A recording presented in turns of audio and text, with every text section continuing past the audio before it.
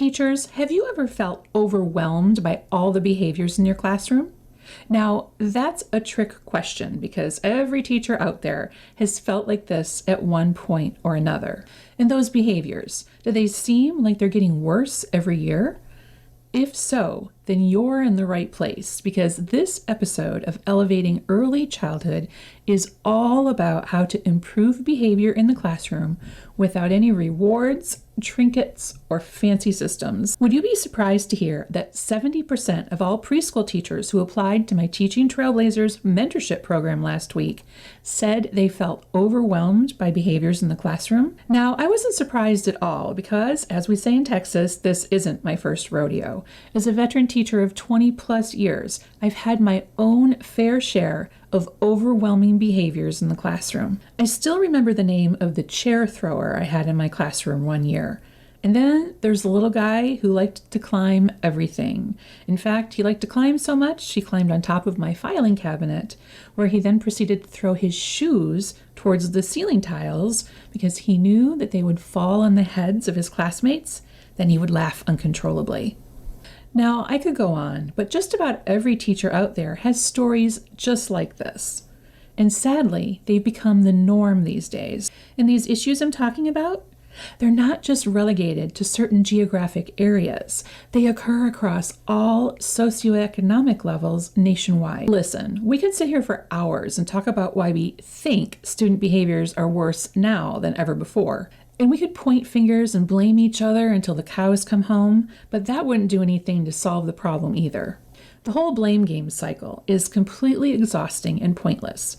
And then you add politics into the mix, and you've got one giant mess that plays out on repeat every night on the 5 o'clock news over and over again, while nothing ever changes. Here's the thing about all that drama. It's just noise.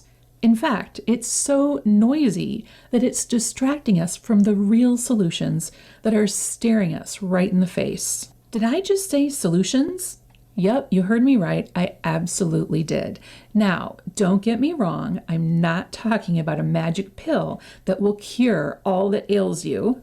I'm talking about real solutions backed by brain research and science. Solutions that you can implement right away that are going to improve behavior in your classroom and ultimately reduce your overwhelm. So if you want to kick drama to the curb and focus on real solutions that will help all children, then allow me to introduce you to executive function skills, my friend. And when you teach the way young children's brains grow and learn based on the science, then you're no longer fighting uphill battles all day long. You'll be working smarter and not harder. Here's a brief overview so you have some context for what I'm talking about. Let's start with defining executive function skills. They start developing from birth and continue into adulthood. And these skills help us function in the real world and do things like follow directions, order tasks, wait, start and complete tasks, categorize and sort, clean up, move and speak at the same time. That's a tricky one.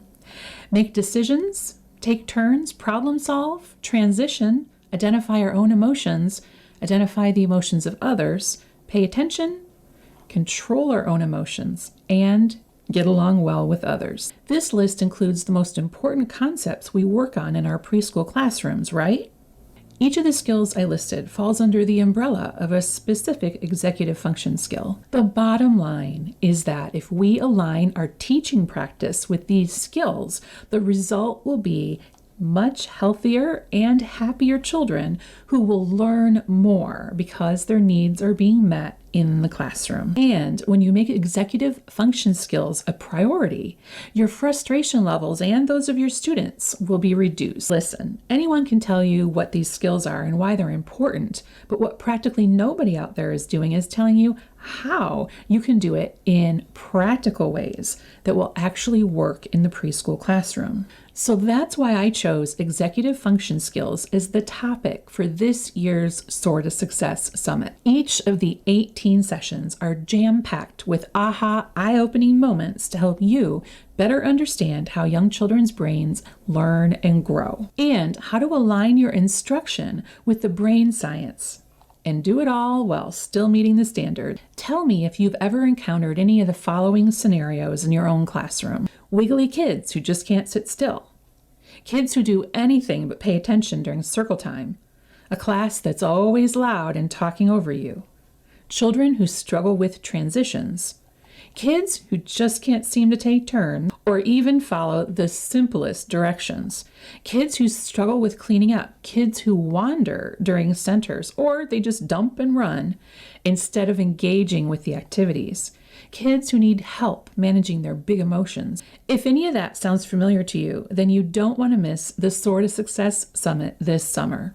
The conference is free for all to attend each day from July 13th to the 16th, so be sure to invite anybody who has or works with young children. We also have lots of extras available, like audio recordings, video replays, certificates of attendance, written transcripts, and more when you upgrade your free ticket to an extended access pass. So if you want help understanding and responding to behaviors in your classroom, and you're ready to embrace the research to help young children thrive, not just in school, but in life, go to soartosuccesssummit.com to register today so you and your students can have the best year ever.